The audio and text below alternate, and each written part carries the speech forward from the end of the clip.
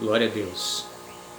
A paz do Senhor Jesus Cristo, irmãos, membros da Igreja Pentecostal Centro do Avivamento. Mais uma vez, nessa quinta-feira, eu vim aqui trazer uma palavra de reflexão ao seu e ao meu coração. Nessa noite, como eu sempre falo mais uma vez, está sobre a minha responsabilidade, trazer uma palavra de reflexão nas datas dessas quinta-feira.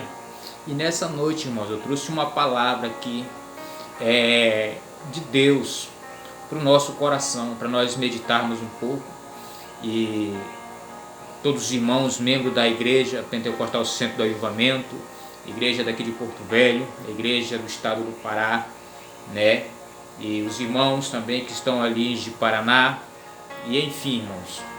Também não só os irmãos da nossa igreja, mas como com certeza outras pessoas de outras denominações, também de outras igrejas, ouvirão também este vídeo, né? Com certeza, porque o importante é a nossa irmandade em Cristo, o importante é nós servirmos ao Deus Supremo Todo-Poderoso, o Deus que criou os céus e a terra, e ao nosso Senhor e Salvador Jesus Cristo, que é o autor e o consumador da nossa salvação.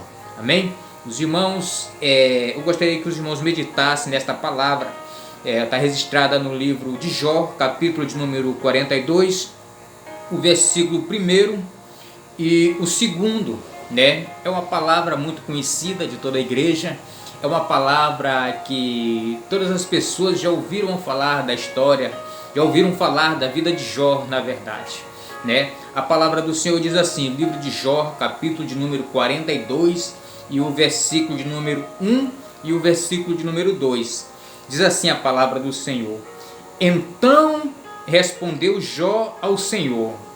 O versículo 2: Eu sei que tudo podes, e nenhum dos teus planos podem ser impedidos. Amém, queridos?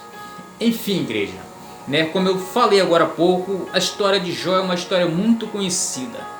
É uma história, é um exemplo de fé, é um exemplo onde nós podemos pegar a palavra, a história de Jó, né, e trazermos para a nossa vida. É claro que é incomparável a fé que nós temos nos dias de hoje com a fé que teve Jó naquela época, mas nós podemos pegar alguns trechos dessas palavras, desses exemplos que ficou dos nossos antepassados, para trazer para nossas vidas nos dias de hoje. A importância da certeza do Deus a qual nós servimos nos dias de hoje. Hoje é importante nós como cristãos, nós temos a certeza e saber até em que ponto está a nossa fé, até em que ponto está a nossa certeza de convicção, de fé na pessoa do nosso Deus e na pessoa do nosso Senhor e Salvador Jesus Cristo, que é o autor e consumador da nossa fé. Queridos, a palavra do Senhor Jesus, a palavra de Deus nessa noite, ela nos traz um incentivo e um encorajamento para que nós possamos meditar e refletir na história de Jó. Todos nós sabemos a história que Jó passou. Todos nós sabemos o percurso, a catástrofe que aconteceu na vida de Jó. Jó foi um homem que todos nós sabemos. Nós sabemos que a mulher dele, por causa da fé dele, mandou que ele amaldiçoasse o Deus dele e morresse. Aqueles que são seus amigos lhe julgavam porque as coisas estavam acontecendo, as coisas desandaram na vida de Jó, né? Mas não sabiam ele que tudo aquilo tinha um propósito, não sabiam eles que tudo aquilo tinha, Deus estava no controle da situação. Queridos, e então aqueles que diziam ser os seus amigos, até mesmo seus irmãos de fé, diziam que Jó estava em pecado, dizia que Jó estava com seus erros encobertos e ele teria que confessar para que tudo aquilo fosse minimizado na vida dele. Mas acontece que Jó, ele tinha a sua consciência para com Deus. Acontece que Jó, ele tinha a certeza no Deus a que ele servia, e ele sabia que Deus estava no controle da situação dele, independente de qual seja a forma que esteja.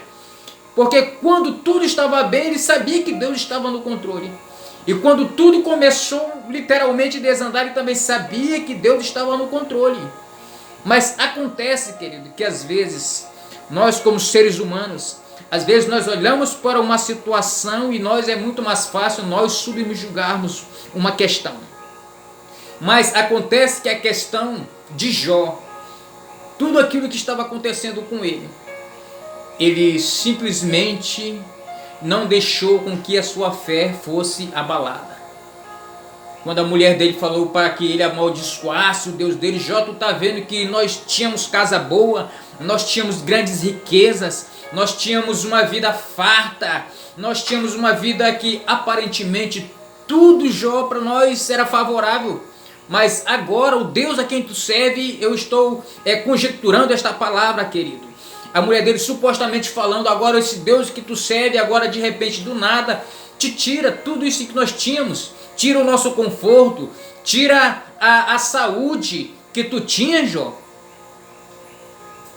E Jó simplesmente olhou para sua mulher e disse, quando nós estávamos todos nós na bênção, nós dávamos graça, quando nós estávamos passando pela nossa situação boa, quando tudo favorável, nós estávamos felizes e alegres, e agora por que agora eu vou negar a minha fé no Deus a quem eu sirvo? E a mulher dele achou melhor que ele amaldiçoasse aquele Deus deles e morresse. Olha só até em que ponto, querido, vai o pensamento do ser humano. Até que ponto vai. Eu acredito, irmãos, que Jó, ele esperava ouvir aquilo de todos os seus amigos, porque os seus amigos já estavam literalmente lhe crucificando, lhe julgando, lhe subjugando e automaticamente também lhe condenando. Mas eu acredito que ele não esperava ouvir aquilo da esposa. Mas ele disse que ele sabia o Deus a quem ele servia. Ele estava convicto da sua fé. E o que eu acho mais interessante, querido, que Jó teve que pegar, enterrar todos os seus filhos, porque Deus permitiu que Satanás tocasse no seu corpo. Deus permitiu que Satanás acontecesse uma situação trágica na casa de um dos filhos de Jó, onde todos eles estavam reunidos ali, quem sabe festejando, quem sabe estavam ali numa data comemorativa, porque era um costume deles, e então diz que aconteceu uma situação que todos os filhos de Jó foram mortos, e só escapou um dos seus servos que veio lhe trazer a notícia dizendo, Jó, imagina, querido, Jó doente, Jó enfermo, Jó com seu corpo totalmente tomado pela lepra, Jó totalmente com o estado emocional abalado, mas a sua fé convicta no Deus em que ele servia. E de repente ele recebe uma notícia dessa, Jó, seus filhos todos morreram, Jó. Mas ele disse, eu sei que o meu Redentor vive, e muito em breve ele me levantará da cinza. Ou seja, Jó tinha certeza no Deus em que ele estava servindo. Já ele sabia que iria chegar o momento em que Deus iria fazer justiça e juízo em seu favor. Às vezes é isso que nós precisamos. Temos essa convicção e essa fé. Que pode tudo estar ao contrário em nossa vida. Pode tudo parecer que nada está favorável, mas nós temos que ter uma certeza e uma convicção que vai chegar o momento em que Deus vai despertar ao nosso favor. Vai chegar o momento em que Deus vai fazer justiça em nosso favor. Vai chegar o momento em que Deus vai nos levantar da cinza. Vai chegar o momento em que Deus vai intervir nas nossas causas, assim como aconteceu na vida de Jó. E quando nós nos deparamos no capítulo 42, onde ele diz, Senhor, eu sei que tu tudo podes, e que nenhum dos teus planos podem ser impedidos. Imagina, querido, a certeza que Jó tinha do plano de Deus na vida dele. Por quê, querido? Porque quem serve a Deus tem que ter essa convicção, tem que ter essa certeza que Deus tem um projeto, que Deus tem um plano. Ou seja, que o ser humano, o homem tem que ter um sonho. Ele tem que acreditar no Deus em que ele serve, ele tem que acreditar que é um ser supremo, que está acima de tudo e acima de todos. E de repente Jó diz, Senhor, eu sei que tu tudo podes, e que nenhum sequer dos teus planos pode ser impedido. Irmãos, o homem faz sonhos, o homem faz planos e eles se frustram. Mas os planos de Deus jamais se frustrarão, querido. Jamais o sonho que Deus tem na minha vida, jamais o sonho que Deus tem na tua vida, ele vai se frustrar, querido. Jamais. Os sonhos de Deus, eles vão acontecer na sua vida. Os sonhos de Deus vão acontecer na minha vida, querido. Isso eu não tenho dúvida. É claro que Satanás, ele se levanta para tentar impedir, para tentar nos intimidar, nos amedrontar. Mas nós precisamos ter uma certeza que Deus está no controle da situação. Nós precisamos acreditar que Deus está no controle das nossas vidas, querido.